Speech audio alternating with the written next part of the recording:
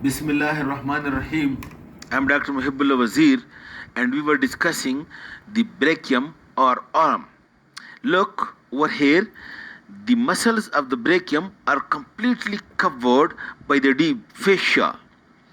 But lying on the surface of the deep fascia, over here, note the few points. Number one, the cutaneous nerves, and number two, look over here, this big vein, that is the cephalic vein,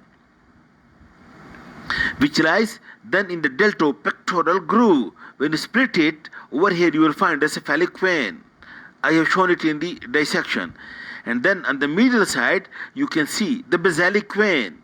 And the two veins in the cubital fossa are being united with one another by median cubital vein. The basilic vein then pierces the deep fascia and unites with the vena commitans of the axillary artery to form the axillary vein.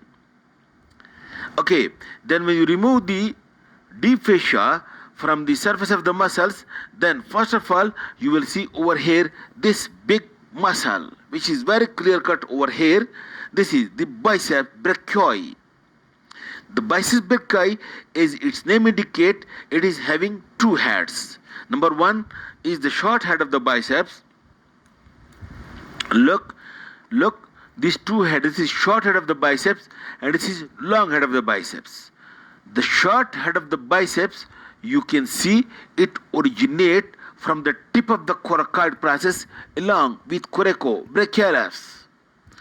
And then the long head of the biceps, it is unique by the fact that it originates from the supraglenoid tubercle.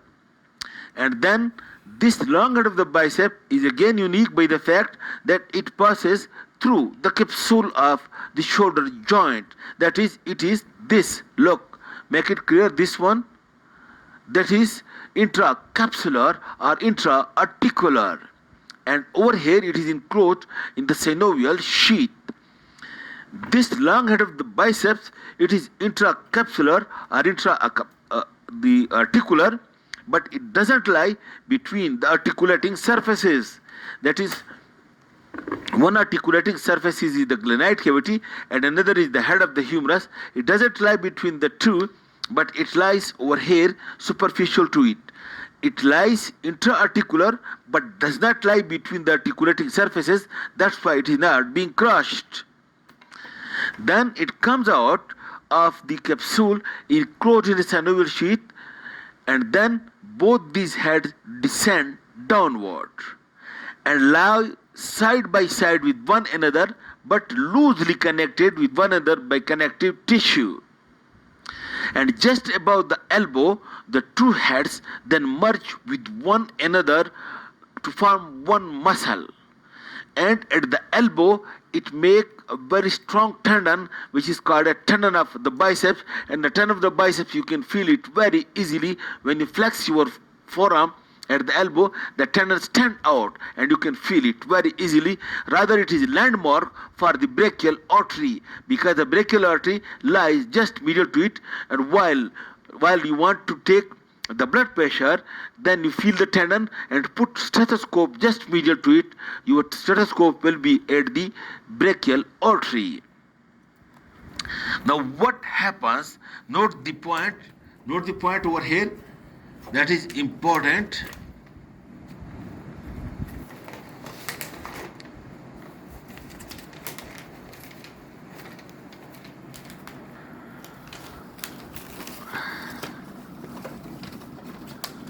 Look, the tendon becomes flattened out. It is not a rounded tendon. It becomes flattened out, and note it turns like that so that the anterior surface of the tendon of bicep becomes lateral while the posterior surface it becomes medial. And after turning, then it is inserted over here. Note the point. This tendon of the radial nerve, it is inserted over here.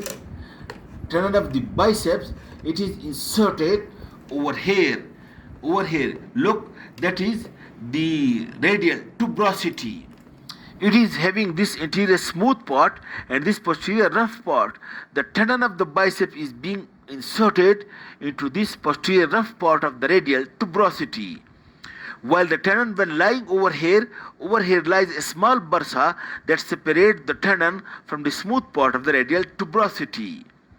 And then note one another point, that from the medial border of the tendon, a thick sleeve passes medially, which is called as bicepital apinerosis, and this bicepital apinerosis passes medially and it gets inserted over here to this posterior subcutaneous border of ulna.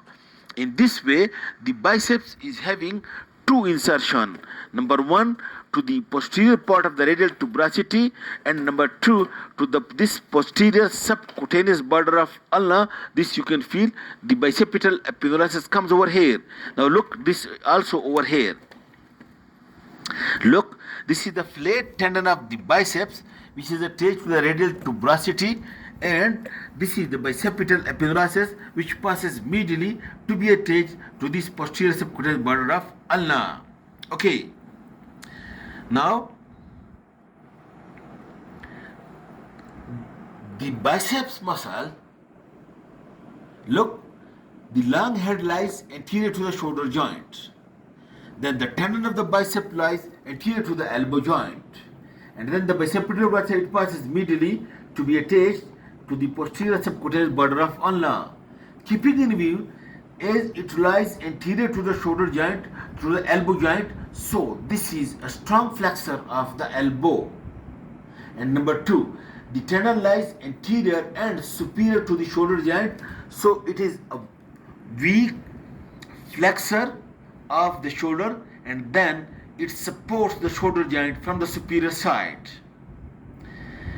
And through the apinerosis, look, the apinerosis passes like this to be attached over here to the posterior border. In this way, this biceps tendon, when contracts, it flexes the elbow, and then if it is the arm is in the pronated position, this through this apinerosis, it turns it anteromedially, that is, it produces supination like this. Look, apinerosis, this is attached over here to the posterior subcutaneous border ulna, and from pronated position, it causes supination. In this way, the action of the bicep is flexion at the elbow and supination at the forearm. What people say, look, this is a glass of water. Your hand passes through the glass of water in a prone position. You take the glass, then supinate it, then flex it to bring it to the oral cavity. This is the action of the biceps. And then note one another point, while you are putting the glass back, now the biceps get relaxed and the triceps now start become in action, and it extend the forearm at the elbow. But when the arm comes in the horizontal position, now it comes under the effect of gravity. At this time, the biceps again stimulate, but it does not shorten in length, being stimulated and slowly increasing in length, acting against the gravity, so that while putting the glass at the table, it does not hit the table and the glass is not broken. That is also the action of the biceps against the gravity, or also called as action of paradox. Okay, now what is the other supply of biceps? Biceps is being supplied by musculocutaneous nerve, which is a branch of lateral cord of brachial plexus. And note, the musculocutaneous, this is lateral cord of brachial plexus. It originates from the lateral cord. This musculocutaneous passes laterally. It supplies the coracobrachialis, then pierces through the coracobrachialis, and then it comes to lie between the biceps and the underlying brachialis muscle. It lies between the two. It supplies both of these muscles, that is biceps and brachialis, and then come out over here is the lateral cutaneous nerve of the forearm. It comes out over here is the lateral cutaneous nerve of the forearm and supplies whole of the skin at the lateral part of the forearm, both on the anterior side as well as on the posterior side. In this way, the musculocutaneous, a branch of lateral cord, it supplies the muscles called as BC, biceps, brachialis and coracobrachialis, and it also supplies the skin on the lateral side of the forearm, lateral half, both on the anterior side and on the posterior side. Okay, this is all about the biceps muscle. Hope you have got it.